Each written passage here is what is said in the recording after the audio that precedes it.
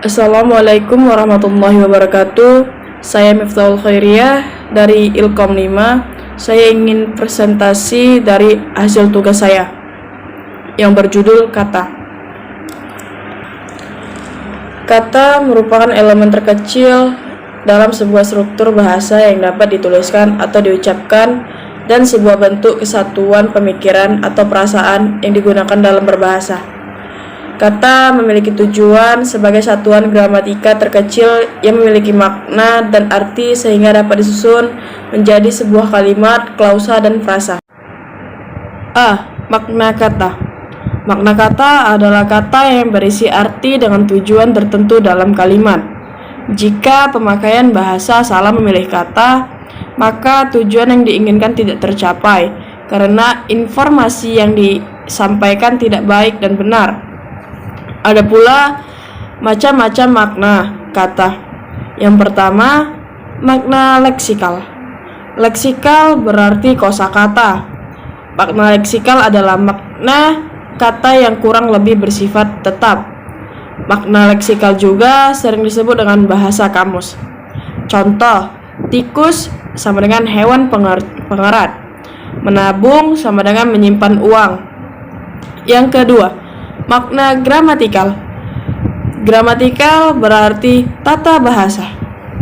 Makna gramatikal adalah makna kata yang muncul akibat peristiwa gramatikal. Artinya, makna yang muncul dari proses pengimbuhan, pengulangan, atau penggabungan kata.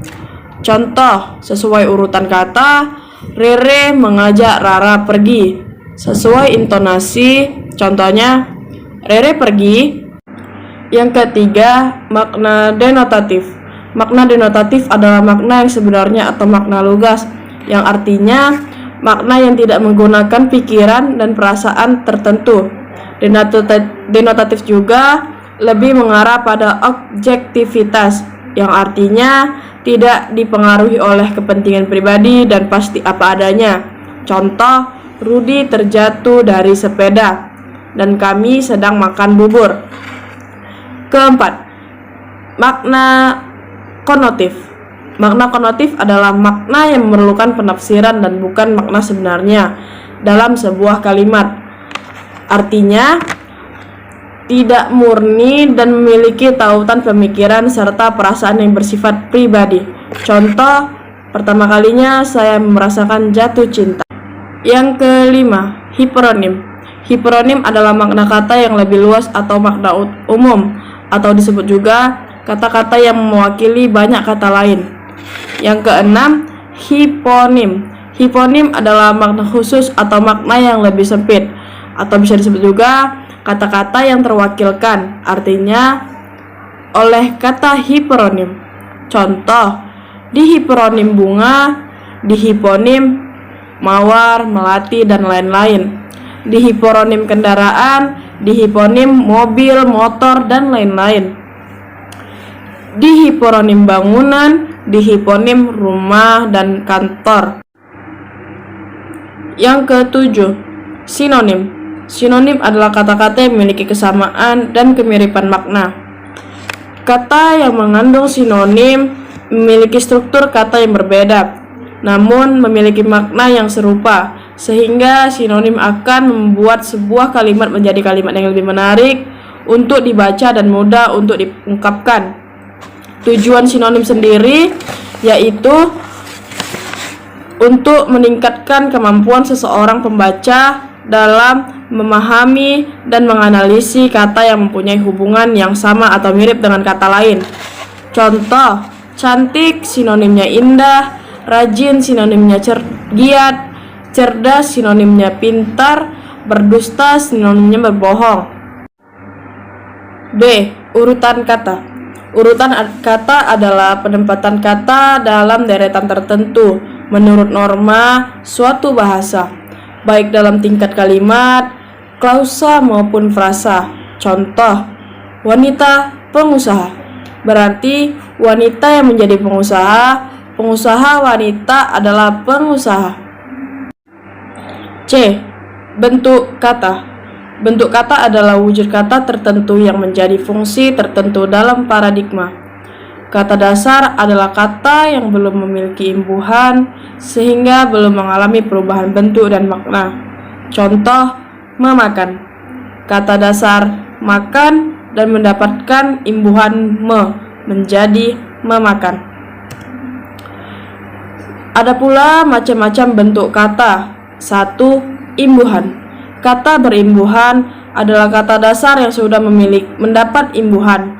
Oleh karena itu, kata ini akan mengalami perubahan bentuk, fungsi, dan juga makna. Imbuhan juga memiliki macam. Yang pertama, awalan atau prefix. Prefix adalah imbuhan-imbuhan yang terletak di awalan. Contohnya, diantaranya meng, ber, ter, pe, di, dan ke. Contoh, dilempar, kata kerja menjadi dilempar, kata benda. Yang kedua, akhiran atau sufiks.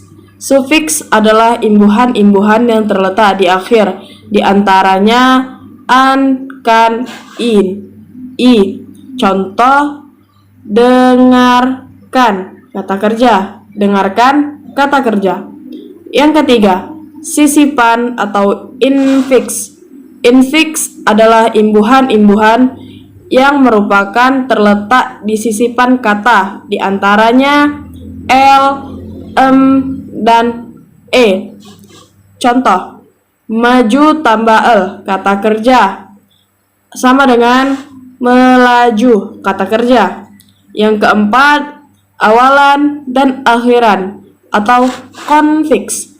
Konfiks adalah imbuhan-imbuhan yang terletak di awalan dan di akhiran, di antaranya ke, an, ber, an, pe, an, per, an, dan senya.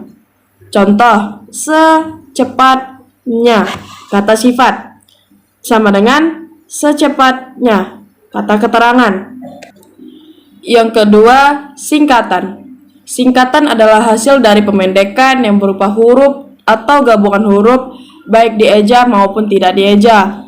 Contoh, W.R. Supratman, panjangannya Weg Rudolf Supratman. Yang ketiga, akronim.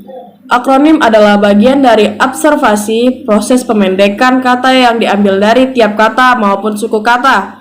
Contoh, ABRI, Angkatan Bersenjata Republik Indonesia. Yang kedua, pemilu, pemilihan umum. Yang keempat, penulisan huruf kapital. Huruf kapital juga memiliki cara penulisan yang berbeda-beda. Yang pertama, huruf pada awal kalimat. Contoh, kapan buku ini harus dikembalikan? Jadi K-nya itu harus besar atau kapital. Yang kedua, huruf untuk nama orang termasuk julukan. Ya, jadi jika penulisan nama harus huruf kapital. Contoh, Misbah Nurjannah, M-nya besar, N pertama juga besar. Yang ketiga, huruf pada awal kalimat dalam petikan langsung. Abang bertanya, kapan kamu pulang? Petikan pertama itu K jadi huruf besar. Yang keempat, huruf pada awal nama agama, kitab suci, dan Tuhan. Contoh, Islam, Allah, Al-Quran, Kristen, Hindu, Buddha, dan Dewa. Jadi setiap nama agama Tuhan itu awalannya harus kapital. Yang kelima, huruf pertama unsur nama gelar, kehormatan, keturunan, jabatan, dan keagamaan. Contoh, Dr. Muhammad Hatta. Setiap kata awalnya harus besar atau huruf kapital. Yang kedua, Nabi Muhammad. Huruf nabinya itu awalan N-nya harus kapital dan Muhammadnya awalan M-nya itu harus kapital. Yang keenam, huruf pertama unsur nama jabatan atau sebagai pengganti nama instansi atau nama tempat. Yang artinya setiap nama jabatan atau setiap nama instansi atau nama tempat harus berawalan kapital. Contoh Gubernur Sumatera Utara dan Wakil Presiden Muhammad Yamin. 7. Huruf pertama nama bangsa, suku bangsa, dan bahasa. Jadi setiap nama-nama suku bangsa, nama bangsa, dan bahasa harus diawali dengan huruf kapital. Contoh, bangsa Indonesia, suku Jawa, bahasa Jawa. Yang ke-8, huruf pertama nama tahun, bulan, dan hari. Setiap nama tahun, bulan, dan hari awalan harus huruf kapital. Contoh, tahun Hijriah, bulan Maulid, hari Jumat, dan hari Lebaran. 9. Huruf pertama geografi. Artinya, setiap nama wilayah, daerah, atau tempat awalan huruf harus kapital. Contoh, Sumatera Utara, Dieng Danau Toba, Bukit Barisan, dan Tebing Tinggi. 10.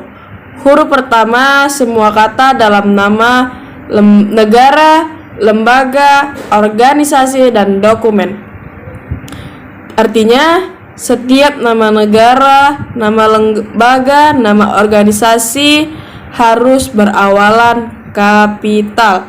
Contoh, Republik Indonesia, Dewan Perwakilan Rakyat. 11.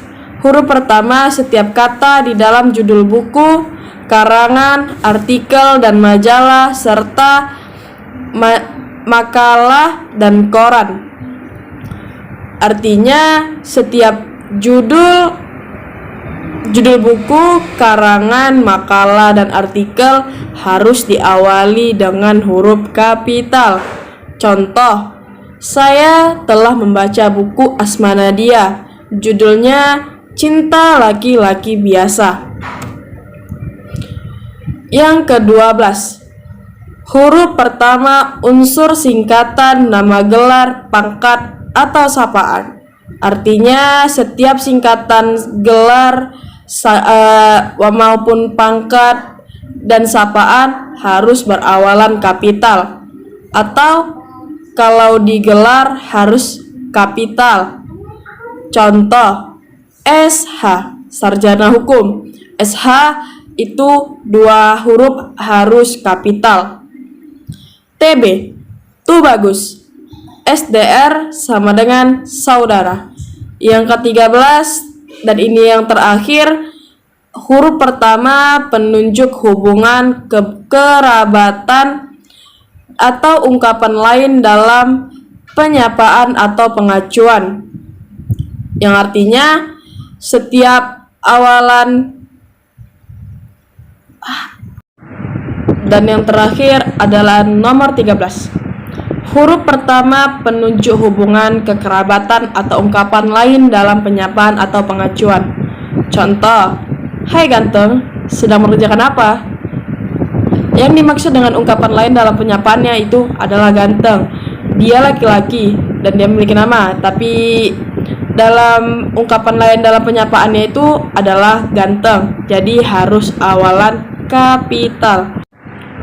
Baik, sekian dari presentasi saya.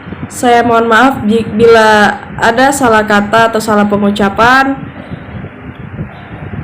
Dan saya akhiri. Assalamualaikum warahmatullahi wabarakatuh. Thank you for watching. Bye-bye.